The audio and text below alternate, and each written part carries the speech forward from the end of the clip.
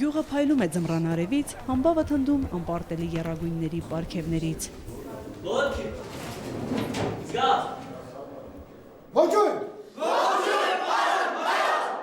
Անկախության գլխավոր ձեռքբերումը հայկական բանակներ, ասում է Զինղեկն ու շարունակում դասը։ 1992 թվականի հունվարի 28-ին ինչ եղավ, ստեղծվեց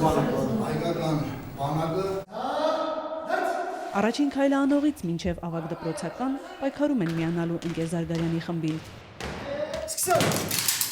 Վայրկյանաչափը դեռ չմիացած, թիմից Զարգարյան Վահագնը հատում է եզրագիծը։ 27:42 վայրկյանում, իհարկե լարվածություն կա, աղջիկակից փորձենք։ Արծվաբերդի կրթօջախից դուրս են գալիս պատրաստի սերժանտներ, սպաներ։ Զարգարյան Մովսես 2 անգամ օլիմպիադայում, երկրորդ տեղն է բռնել հանրապետական փուլում թիմային հաշվարկում, մի անգամ 4-րդ ոչինչ, այս տարի կաշխատենք։ Մայոր Զարգարյանի ղեկավարած օլիմպիական հավաքականի ու ռազմամարզական թիմի կազմում չեմպիոնները միայն Զարգարյան չեն։ Գրիգորյան Արտուր, Ալիխան Արամ, Բայց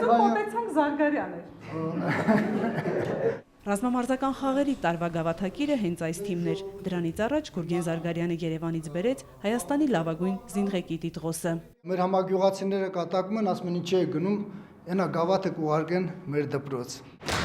Կատակը կատակ, բայց ուժեղների թիմը սահմանից պատրաստ է չհեռանալ, եթե կռիվը եռագույնը եւ արծիվների բերդը պահելու համար է։